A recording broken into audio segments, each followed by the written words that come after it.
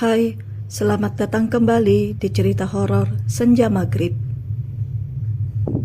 Agar tidak ketinggalan sambungan dari cerita sebelumnya, kamu boleh klik tombol lonceng sebagai notifikasi agar kamu jadi orang pertama yang tahu cerita terbaru dari saya.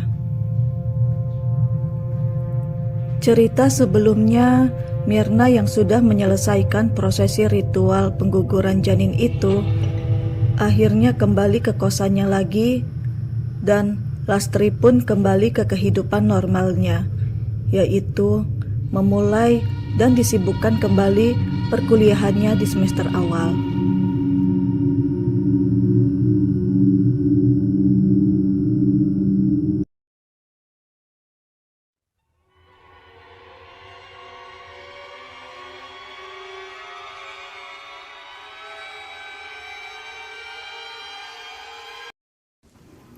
Makhluk yang hampir mirip wanita berambut panjang, gimbal, kurus putih pucat dengan baju daster berwarna putih lusuh itu seperti sedang menikmati sisa-sisa bagian janin tadi malam. Ya, makhluk itu mengikuti Mirna dari rumah sang dukun bayi. Seolah-olah ia masih belum puas dengan bagiannya tadi malam. Lastri yang melihat pemandangan itu sudah tak terkejut lagi. Ini bukanlah pemandangan pertama mengerikan lagi baginya.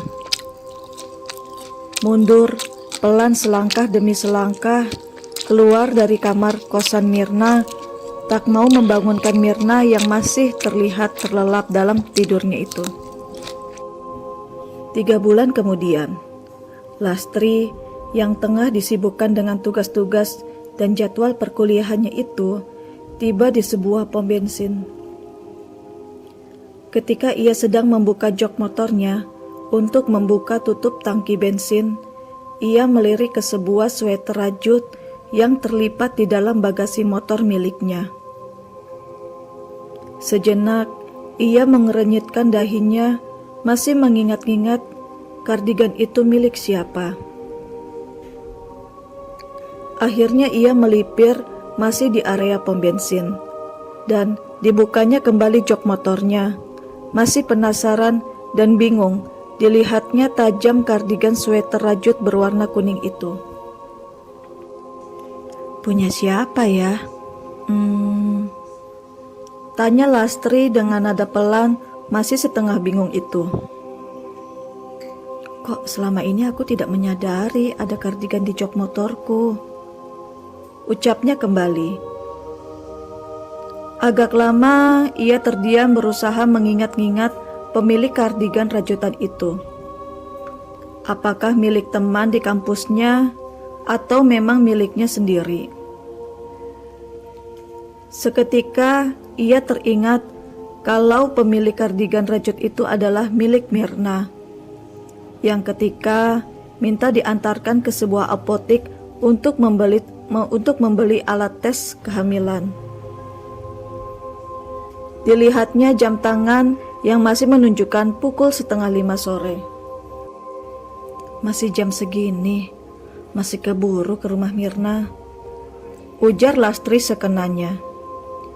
Perjalanan memakan waktu kurang lebih 1 jam dari arah kampusnya menuju rumah Mirna. Sore itu, yang kondisi lalu lintas sangatlah padat, bertepatan dengan jam pulang kerja. Semakin lama perjalanan Lastri ke rumah Mirna. Akhirnya, Lastri pun sampai juga di depan area komplek perumahan Mirna. Langit senja yang berwarna jingga itu menandakan sudah memasuki waktu ba'da maghrib. Suasana perumahan tua yang sepi dan dipenuhi deretan pohon trembesi yang rimbun makin menambah suasana hening dan sepi di sekitaran gang rumah Mirna. Perumahan tua dengan ukuran tipe rumah yang besar-besar. Diamati oleh Lastri, tidak semuanya berpenghuni.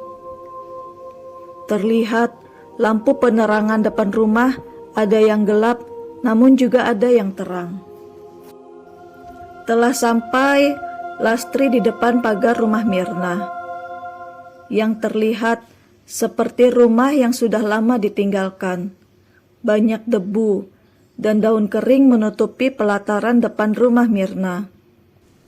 Namun, mobil milik orang tua Mirna masih terparkir di teras depan dan juga berdebu tebal.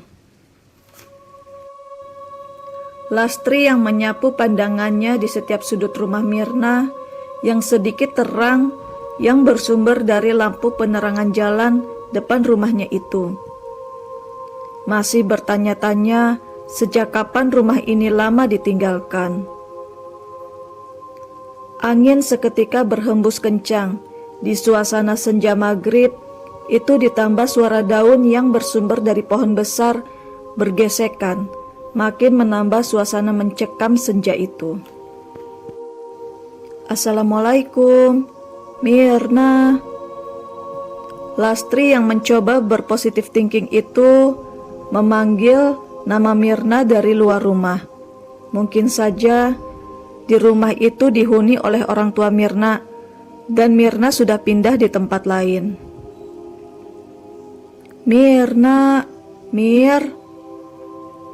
Masih berusaha memanggil dari depan pagar, berharap orang tua Mirna keluar untuk menemuinya.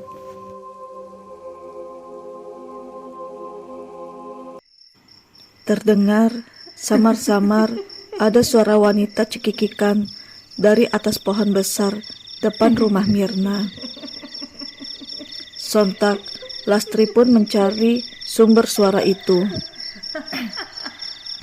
Lastri kaget sekaligus ketakutan yang menyadari bahwa itu adalah Mirna yang kini sudah berubah wujud menjadi makhluk menyeramkan. Sambil menggendong bayi yang berbentuk pocong, Lastri pun menjerit. Mirna, astagfirullah, ya Allah Mirna. Pekik Lastri dan melangkah mundur dengan langkah sepoyongan, hampir jatuh.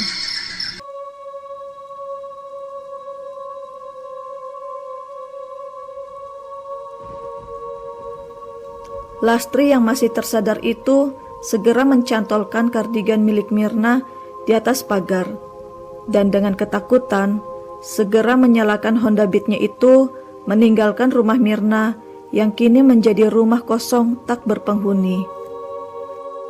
Masih menjadi sebuah misteri, kemanakah kedua orang tua Mirna pergi setelah kejadian 3 bulan yang silam itu.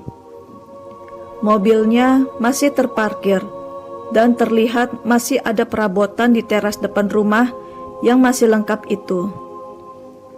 Sedangkan Mirna, sungguh tragis nasib Mirna setelah proses ritual pengguguran janinnya itu. Setelah digugurkan, Mirna mengalami pendarahan yang hebat. Ia pun masuk rumah sakit, namun naas, nyawanya tak tertolong dan sejumlah uang dari sang dukun bayi pun habis untuk biaya rumah sakit Mirna. Dan kabarnya, playboy siluman cowok durjana yang tega meninggalkan Mirna dalam keadaan hamil itu dikabarkan dimasukkan ke rumah sakit jiwa oleh keluarganya karena selalu meracau, merasa diteror hantu arwah Mirna.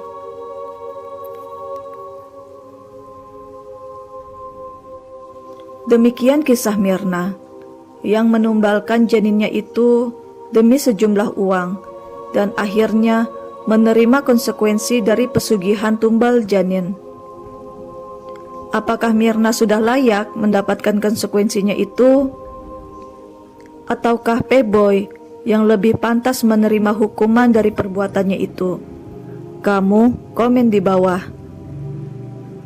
Jangan lupa untuk selalu mengikuti kisah cerita horor terbaru dari saya ya. Terima kasih.